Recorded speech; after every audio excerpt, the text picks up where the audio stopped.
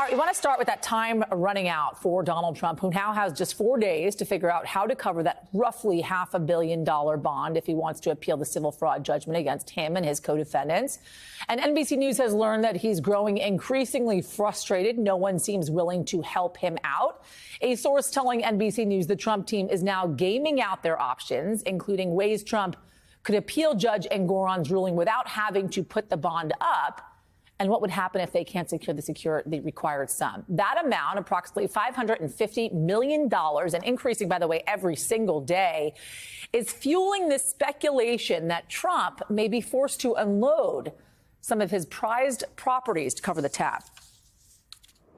Our argument in front of the appellate division is that forcing him to sell prized properties such as Trump Tower, iconic properties like 40 Wall Street, to pursue his appeal is manifest injustice, and it deprives him of that due process that we are all entitled to.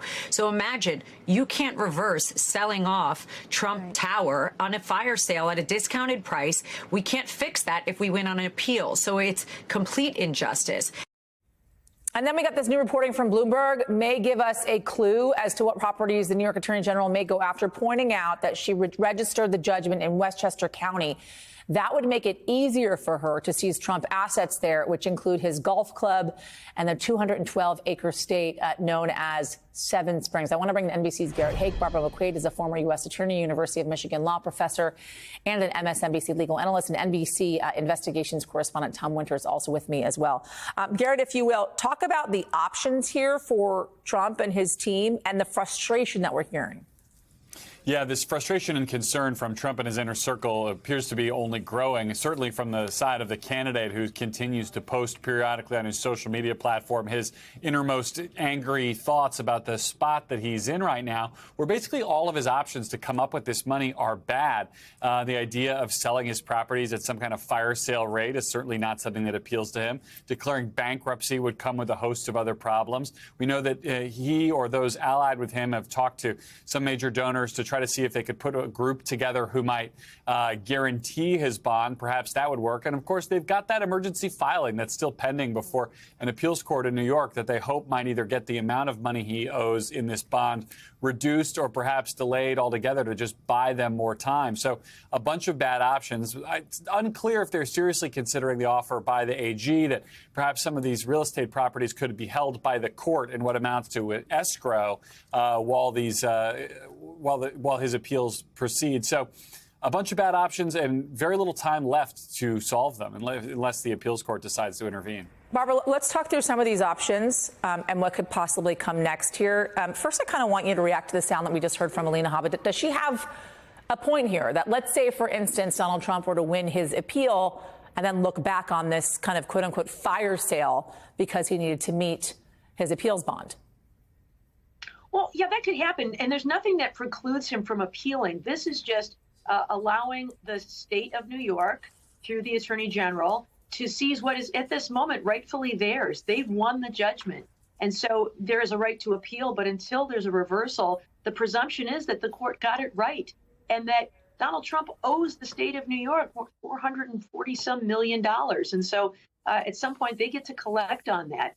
And so I think where we might land is this actually very generous proposal by the attorney general, which is rather than start seizing the things that she has a right to seize now on behalf of the people, that the court could seize them and hold a security interest on some of these properties as a sort of escrow. Because the idea is if there's an appeal, and as happens in something like 80% of the cases, the judgment is affirmed on appeal, the people of New York don't want to then go to collect and find out, oh, he sold them all off and all of the assets are gone. So they have a right to secure their interest at this point. And if he can't do it, then perhaps generously the court could do it. So Hoppa's also kind of making this argument, Barbara, that it's excessive, right? But the New York AG has said that this has happened many times in which people have secured upwards of $1 billion in appeals bonds. We have some examples of that we can put up on the screen. Is this excessive, this type of judgment, to secure this much in an appeals bond? Well, you know, if it's a lot of money, it's because Donald Trump stole a lot of money. And that's why the number's so high. He's being disgorged from his ill-gotten gains. You know, the biggest case I can remember involving this sort of situation was Texaco in the 1980s. that lost a $10 billion judgment. Wow. And they were required to put up a bond, and they said, we just don't have that kind of money. It's impossible. And so a federal court proceeding was used to intervene. That case went all the way to the Supreme Court. And the court held that these appeal bonds are appropriate. It's not a violation of due process to secure a debt that has now been adjudicated by a judge. What happens if he can't come up with this money by Monday, Barbara? I think then, unless the judge comes up with some sort of escrow agreement, as Attorney General James has suggested, I think that she will begin putting attachments, liens, interests on these properties. That doesn't mean that she's going to sell them off at a fire sale, but she's going to put a security interest on them so that Donald Trump can't sell them off, so that if and when the judgment is affirmed, she will be able to collect every penny she's entitled to. Garrett, I can't help but remember what Donald Trump has said repeatedly about his own wealth, honestly under oath, right? At one point, he has said he could pay $1 million a day every day for the next 10 years and still have money in the bank. He has also said this in a deposition talking about his net worth. I don't need the money. You probably see the cash. We have a lot of cash. I believe we have substantially in excess of $400 million cash, which is a lot for a developer. Developers usually don't have cash. They have assets, not cash. But we have, I believe, 400 plus and going up very substantially every month. And yet, Garrett, he doesn't seem to have it.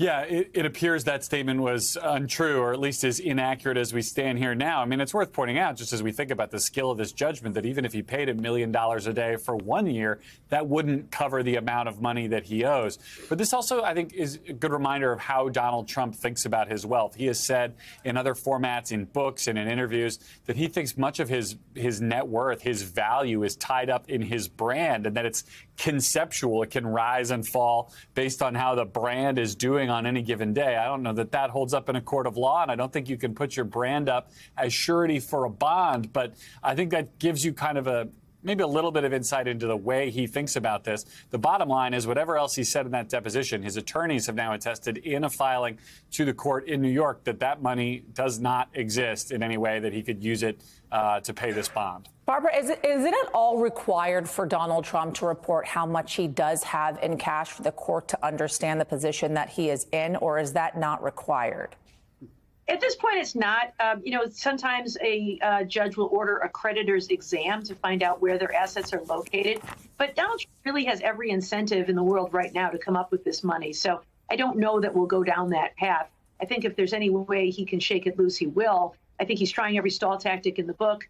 But I think by Monday, the mere fact that he has to put up this sort of bond is an incentive enough for him to find the money if he can. Tom, I want to turn to you. I want to talk about hush money, right? The trial was supposed to start on Monday. It is not starting on Monday. That's correct. Instead, there is going to be a hearing on Monday over these pages, thousands of pages of discovery, in part over these thousands of pages of discovery that were handed over to Trump's attorneys. What are we learning about that? Right. So it's over 170,000 pages of discovery, and it all centers on one key figure here. Now, prosecutors will say they're documents of the star witness. Others have said Michael Cohen is the star witness. And as it pertains to Michael Cohen, this has to do with the federal investigation into Michael Cohen and campaign finance violations that he pleaded guilty to in connection with those hush money payments. And so what happened is, approximately a year ago, from January through March of last year, the Manhattan DA's office says, hey, we have discovery requirements. We have to give Donald Trump's attorneys a whole slew of documents, including documents, U.S. Attorney's Office, which you may have that may be helpful to the defense. That's just something that we have to do. Right. And they requested a number of different things. Subsequently, Donald Trump's attorneys in January of this year asked for and received a subpoena for more information from the U.S. Attorney's Office. As a result of that subpoena, a ton more documents were handed over, 170,000 plus pages. And folks last week had a lot of questions. Why is the Southern District of New York, the federal prosecutors, why are they just handing this over now? And the Manhattan DA's office said they requested this information. More details today in the filing. According to the DA's office, they say 270 pages of this 170,000 are actually material and relevant to the case. And of those 270, so just 270. Just 270, they say.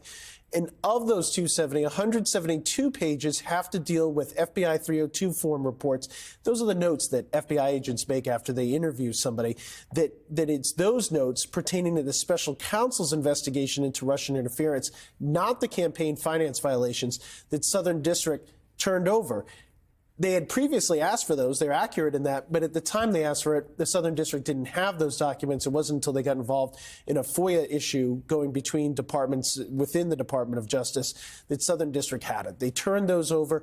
In addition, there were 5 iPhones, or copies, images they call them, of Michael Cohen's phones. At the time that they were requested from the Manhattan DA's office, the U.S. Attorney's Office said, look, you want us to comb through, imagine, 5 phones of information to find something that's relevant to the DA's case. They said, wait a minute, you guys have the phones anyway.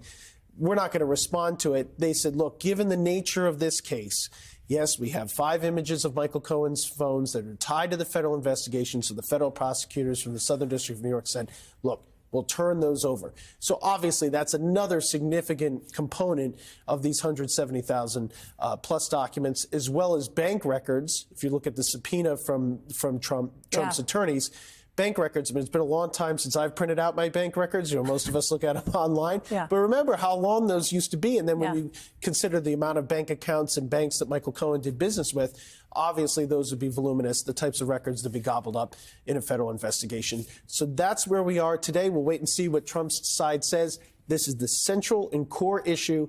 Who asked for what and when, what was produced and when, that we're going to talk about on Monday. I won't be able to tell you, though, what both sides are saying about this, likely on Monday, because of a rule the judge imposed. None of the press organizations are allowed to see filings until 48 hours afterwards to give both sides a chance to redact. So we're flying a little bit blind, potentially, into that hearing on Monday. Perfect. That's great, because I'll be outside the courtroom. Surprise. Wondering what's going on. Thanks for that update. You got it. Barbara, is this going to further delay this case at this point? Because we were looking at a possible trial date start now of mid-April. Yeah, I don't know. You know, as Tom said, there's a lot of material here that is not really pertinent to this case. And so I think if the prosecutor had come to this with unclean hands, that they had been stalling or dragging their feet in some way, that might be a reason. Or if there's a genuine need for more time to review the material, that might be a basis for more time. So practically, I think the answer is no. Sometimes when a defendant kicks and screams enough, a judge will, out of an abundance of caution and avoiding any issue for reversal on appeal, will give additional time. But they've already given 30 days in this instance. So I guess I can't say I know for sure, but I don't think so. We will see. Barbara McCabe, you're going to stick with me. Thank you. Tom Winter, Garrett Haake, thank you as well.